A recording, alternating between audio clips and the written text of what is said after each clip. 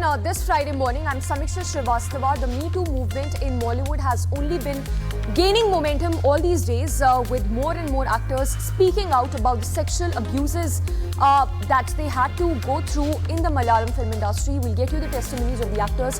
Let's get started with this edition. The Central Bureau of Investigation conducted polygraph tests on two private security guards from Kolkata Rajkot Medical Hospital on Thursday. These tests, note, are part of investigation into the rape and murder of a doctor on 9th of August in this hospital. The guards were brought before a Kolkata court to obtain consent for the tests, which were completed by evening. The date.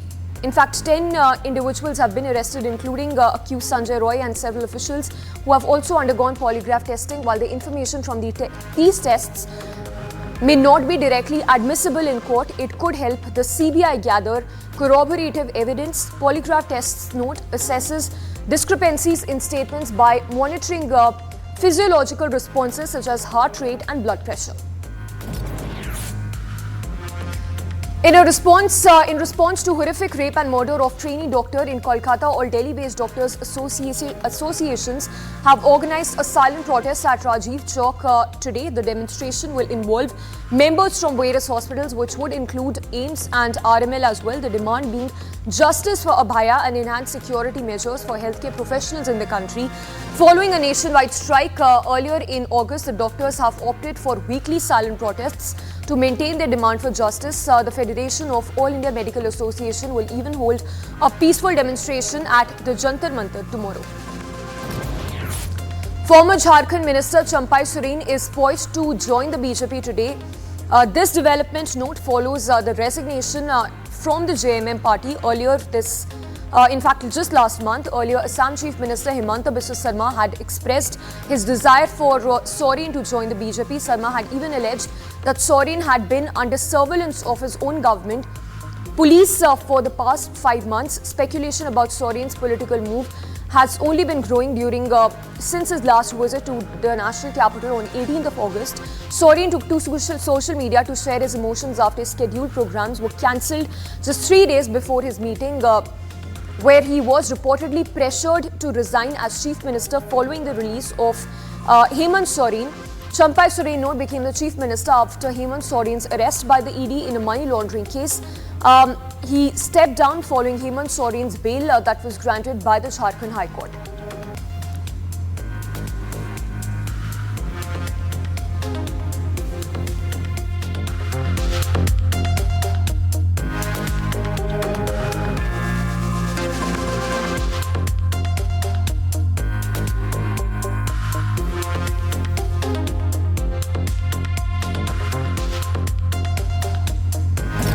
Meanwhile, JMM legislator Ramdas Soren from Ghatshila is expected to replace Champai Soren in the Jharkhand cabinet. This follows Champai Soren's resignation from the JMM and his plan joining the BJP today, that is Friday. Champai Soren, who briefly served as Jharkhand chief minister this year, resigned from both his MLA and ministerial positions, citing dissatisfaction with the party functioning.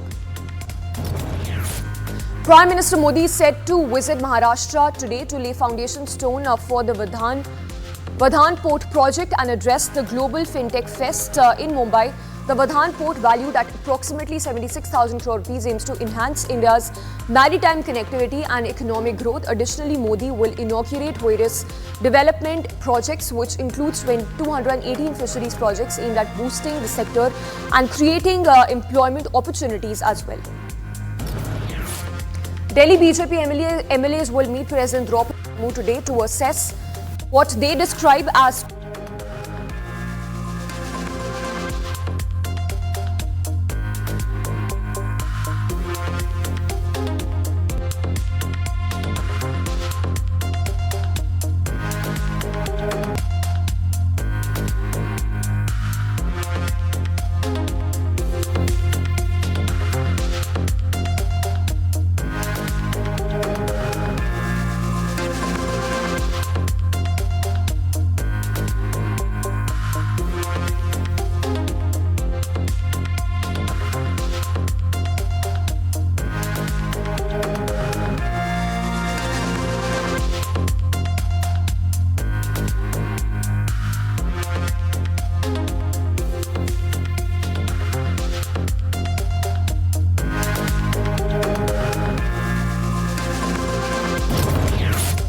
The Assam Assembly has passed the Assam Repealing Bill 2024, which abolishes the Assam Muslim Marriages and Divorce Registration Act of 1953. This legislative change is aimed at eradicating child marriages by 2026, also dismantles the cleric-led Qazi system and mandates government registration of Muslim marriages and divorces. Chief Minister Himanta Biswa Sarma emphasized that new law will empower Muslim women with essential rights and protections. The bill's passage reflects a broader commitment to updating outdated laws and establishing child marriage in the state.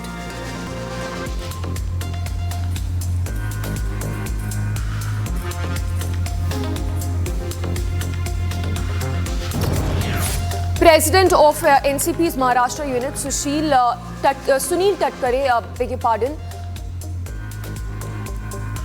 has announced the Mahayuti would begin discussions.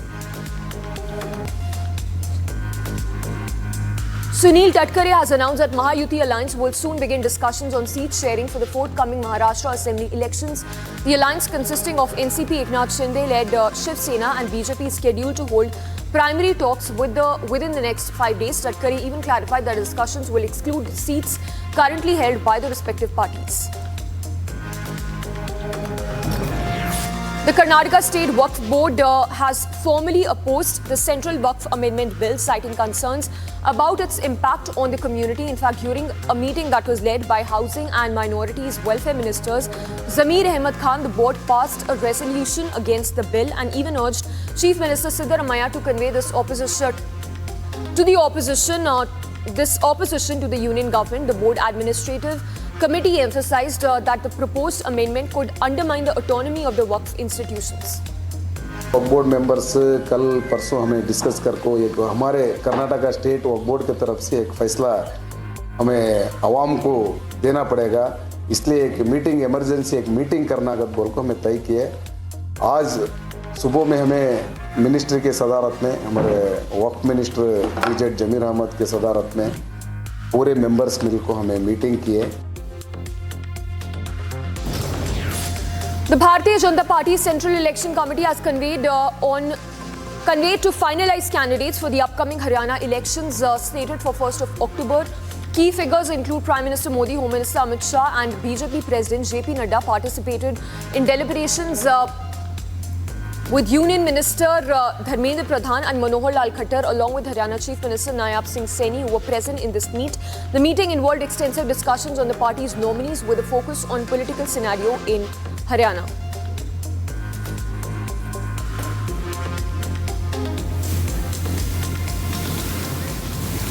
Let's now take a look at the business stories that you're tracking this Friday morning.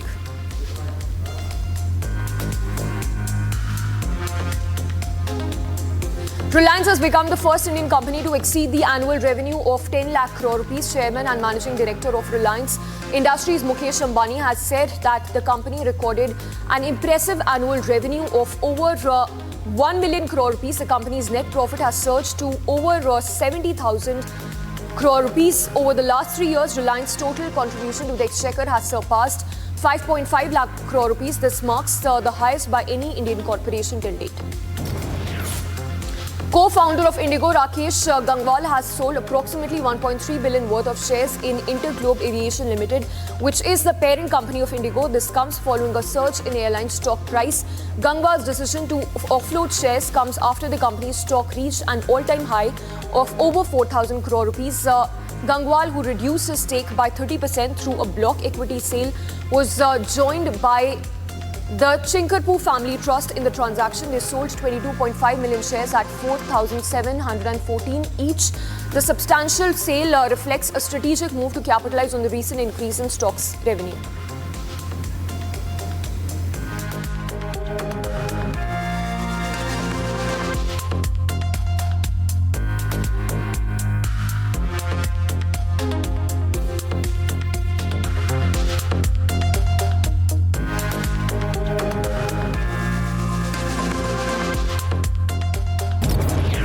OpenAI is poised to surpass $100 billion valuation in its latest funding round. This in fact represents a modest 16% increase from its previous valuation of $86 million. Established in February this year, the Wall Street Journal has even reported that OpenAI is in advanced talks to secure new investment, with Thrive Capitals leading the round and contributing around $1 billion. The increase in OpenAI's valuation through substantial seems relatively restrained compared to the 73% rise in shares of AI-focused Nvidia over the same period.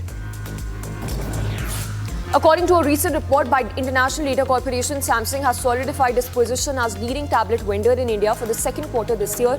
The South Korean tech giant even achieved a record shipment of 901,000 units, capturing a commanding 48.7% market share. Acer Group emerged as the second largest tablet vendor with around 437,000 units shipped and 23.6% market share. Apple even followed in third place, while Lenovo and Xiaomi rounded to top 5 with 6.9 and 4.7% market shares respectively. In other business stories that we are tracking, Gillette India Limited has announced robust financial performance for the June quarter, with a 26.4% increase in profits after tax, reaching 115.9 crore rupees. This marks a significant rise from the 91.75 crore rupees in the same period last year. The company saw its revenue from operations grew by 4.17% compared to the corresponding quarter of the previous year.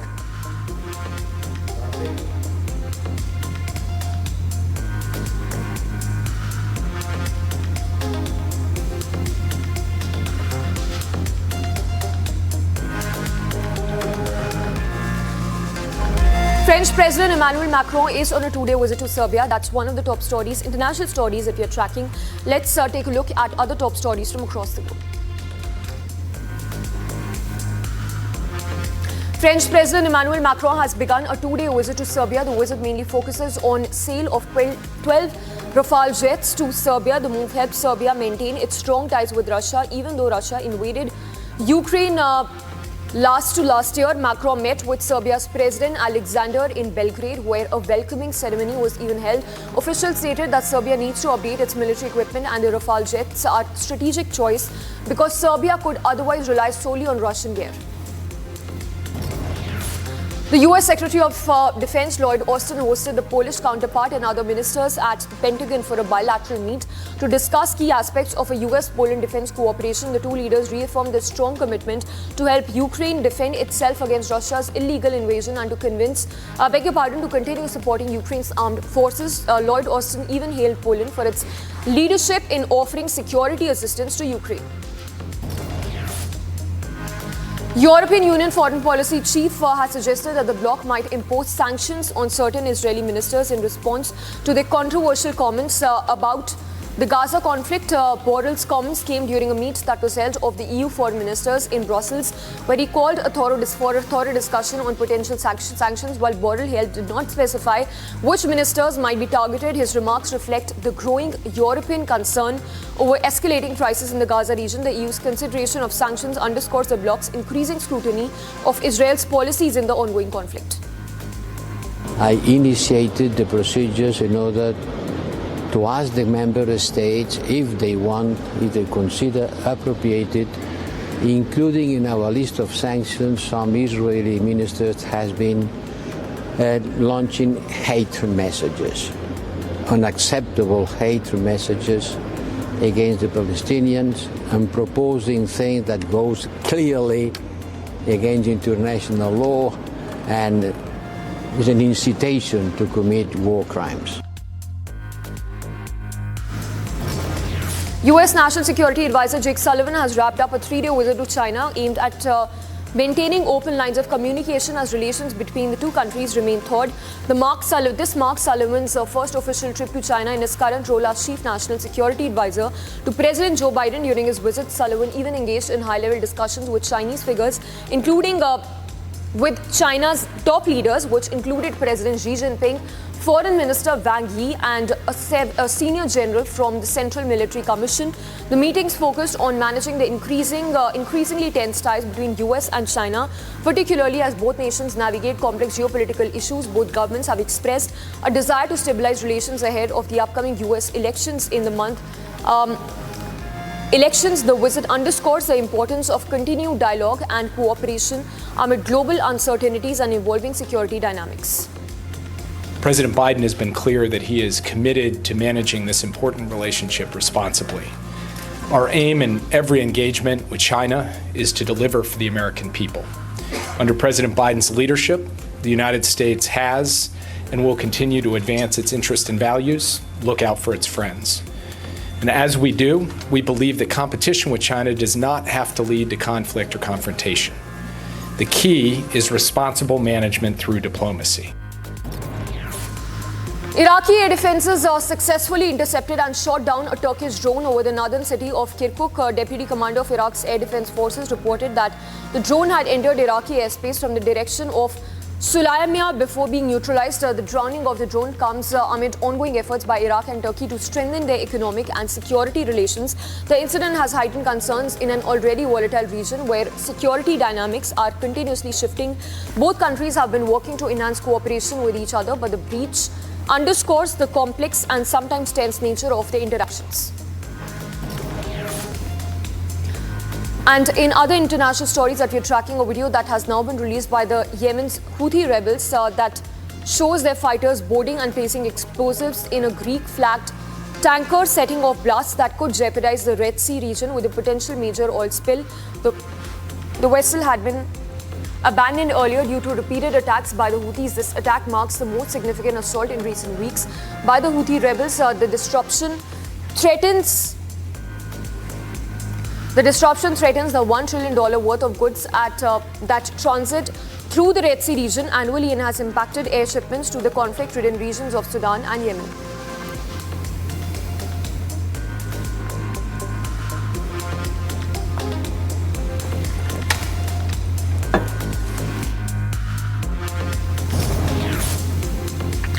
Flood waters have devastated communities and villages in northern Sudan over the past 2 days, leading to deaths of dozens and destruction of hundreds of homes as well. In fact, according to a spokesperson for the Sudanese Civil Defenses, at least 31 people lost their lives due to flooding in the northern region of the country. The heavy rains and widespread flooding this month itself has affected more than 3 lakh people in Sudan.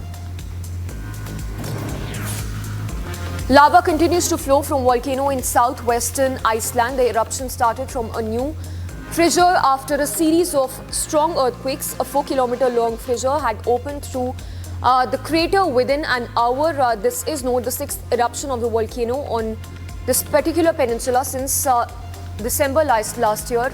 Officials say that the eruption impact is mostly limited to local road closures and does not pose a threat to the population in the area. Authorities have meanwhile advised people to stay away from the eruption, particularly because the lava flow is nearing a contaminated US military training site.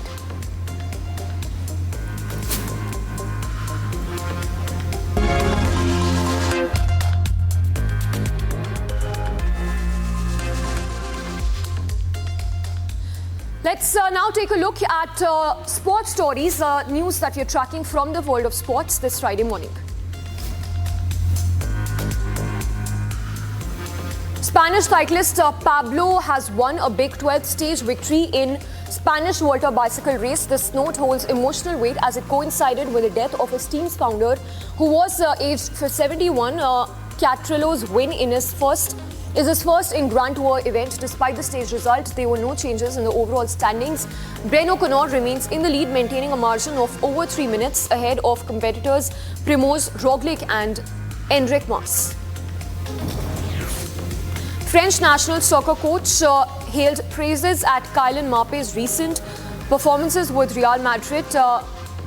Deschamps noted that while Mbappe is in good form, he will need time to adapt to his new team, notably historic players such as Benjamin Pavard and Adrien Rabiot were not included in the squad for the upcoming Nations League matches.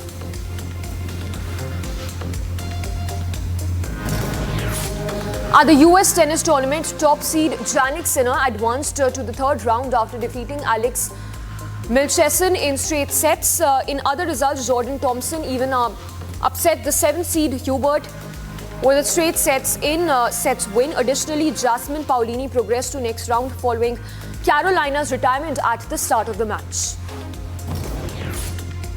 After the first round of British Masters golf tournament, golfer Jeong Wyon is leading the British Masters.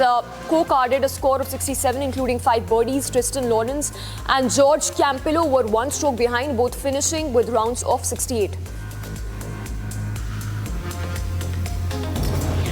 The New Zealand National Rugby Union team, commonly known as All Blacks, are preparing for their match against South Africa. The match is a rematch of last year's Rugby World Cup final, after which South Africa had won. South Africa is currently ranked first in the world, will face New Zealand in this fixture.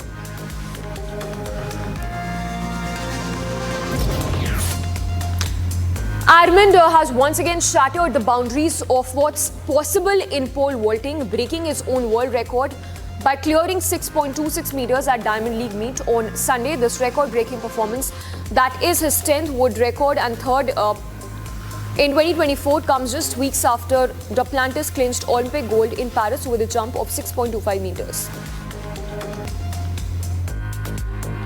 I like that I'm good at pole vaulting. I think that's one of the main things, honestly. I think that I would be lying if I didn't say that.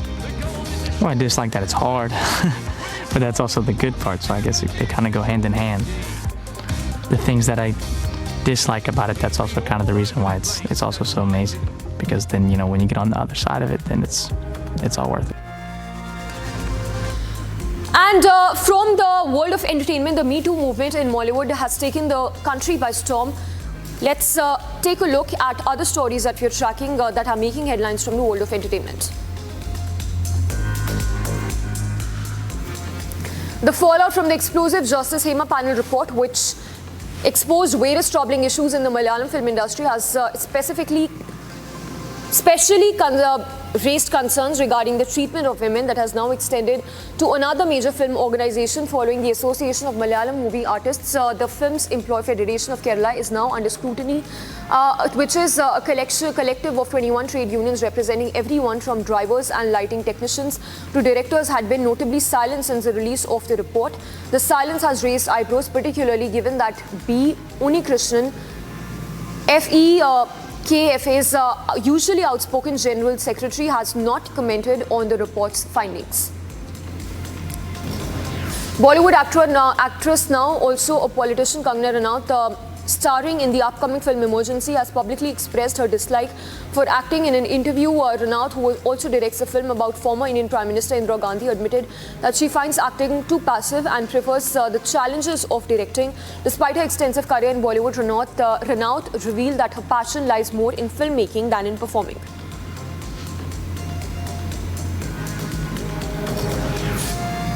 Actor Vijay Sharma, known for his performances in Gully Boy and Darlings, recently addressed his experience with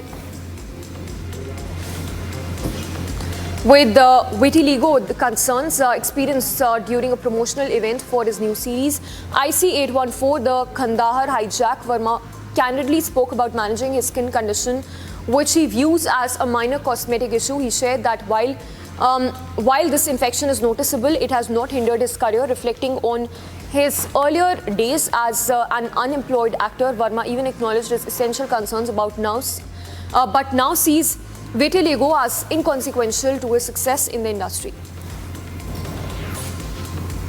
Juhi Chawla has achieved a notable milestone by securing a spot on the Harun India Rich List. With a wealth of 4,600 crore rupees, Juhi Chawla is ranked 6th among self-made women in India. The achievement highlights the significant economic growth in the country, with the total number of billionaires now exceeding 300 mark. The Harun India Rich List also reveals that the number of individuals with wealth exceeding 1,000 crore rupees has surpassed 1,500 for the very first time, reflecting a $75 billion increase from the previous year. Actor Shailesh Lodha, recognized for his role in Tarak Mehta Ka Ulta Chashma, has announced the passing of his father. Lodha shared the news on Instagram, accompanied by a photo of his late father. He expressed his grief over the loss, noting that his father had been unwell for quite some time before succumbing to age-related illness.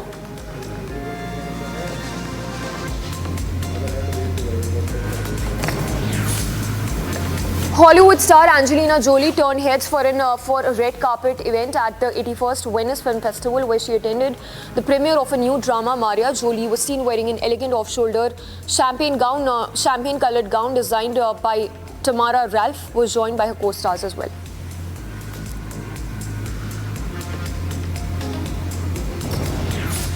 Hollywood actor Ryan Reynolds is calling for the Academy Awards to recognize stunt work with a dedicated category. In a recent post, Reynolds shared behind-the-scenes photos from his latest movie and expressed his support for the stunt team.